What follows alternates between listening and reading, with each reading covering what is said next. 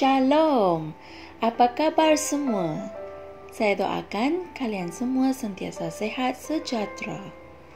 Di saat negara kita menangani masalah COVID-19 ini, ramai perniagaan yang telah terjejas dan sesetengah orang telah diberhentikan kerja, kewangan menyusut, dan banyak lagi masalah. Kemungkinan ramai orang sudah tertanya-tanya, bagaimana masa depan mereka nanti, dan mulai risau. Oleh itu, Tuhan ingin mengatakan bahawa jangan risaukan masa depan. Haleluya! Inilah tajuk perkongsian firman kami pada hari ini. Ayat Injil pembukaan kami dipetik dari Yeremia 29 ayat 11 yang berkata, "Sebab aku mengetahui rancangan-rancangan yang aku rancangkan untuk kamu." Demikianlah firman Tuhan, yaitu rancangan-rancangan damai sejahtera dan bukan kejahatan, untuk memberikan kepadamu masa depan yang penuh harapan. Amin. Tuhan Yesus telah menyatakan dengan spesifik tentang beberapa tanda yang membimbangkan yang akan menandakan hari-hari terakhir. Dia berkata dalam Lukas 21 ayat 25 hingga 26, "Dan akan ada tanda-tanda pada matahari dan bulan dan bintang-bintang, dan di bumi bangsa-bangsa akan takut dan bingung. Orang akan pengsan kerana ketakutan dan kerana menantikan segala perkara yang akan berlaku di bumi ini." Inilah kata Tuhan Yesus. Sebilangan besar daripada tanda-tanda ini sudah pun berlaku, dan ramai orang yang telah menjadi lemah semangat. Semua mata pencarian, perniagaan, dan ekonomi telah terjejas. Ramai yang tidak pasti akan masa depan mereka lagi. Tetapi, sebagai seorang umat Kristian, jangan gelisah memikirkan masa depan. Bertenanglah. Bertenanglah. Itulah kata Tuhan.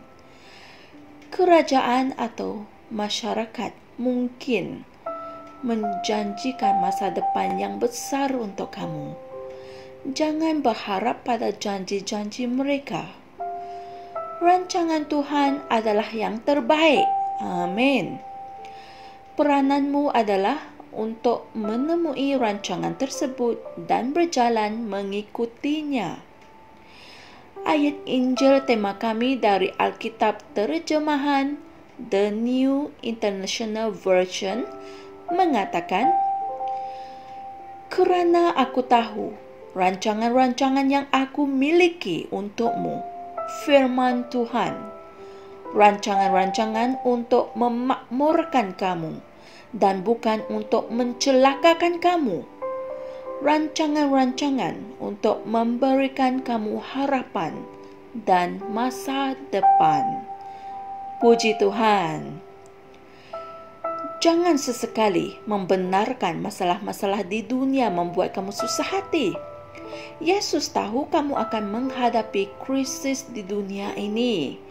Oleh itu, dia berkata dalam Yohanes 16 ayat 33, "Perkara-perkara ini telah aku katakan kepadamu, supaya kamu beroleh damai sejahtera di dalam aku.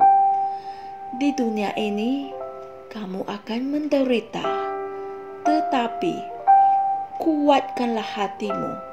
Aku telah mengalahkan dunia."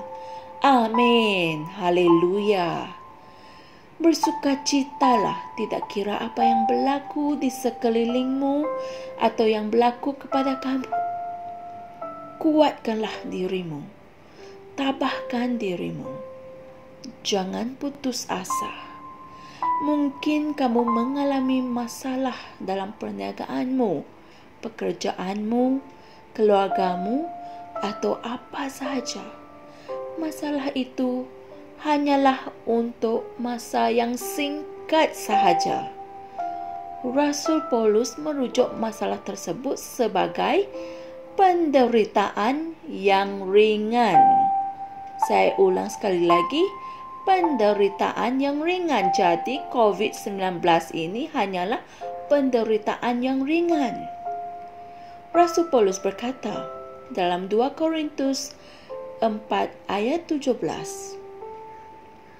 sebab penderitaan kami yang ringan ini hanya untuk seketika, mengerjakan bagi kami kemuliaan kekal yang melebihi segala-galanya. Amin. Selagi kamu berada di dalam Kristus, kamu hidup dalam keselamatan. Masa depanmu terjamin. Haleluya. Saudara-saudari semua, mari kita sama-sama membuat pengakuan ini.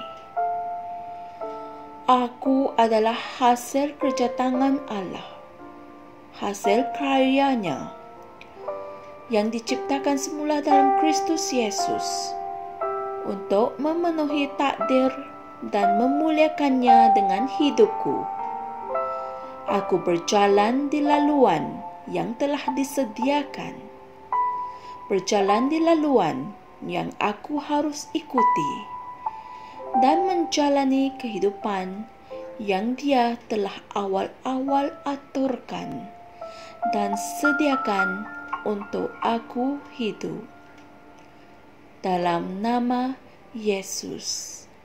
Amin.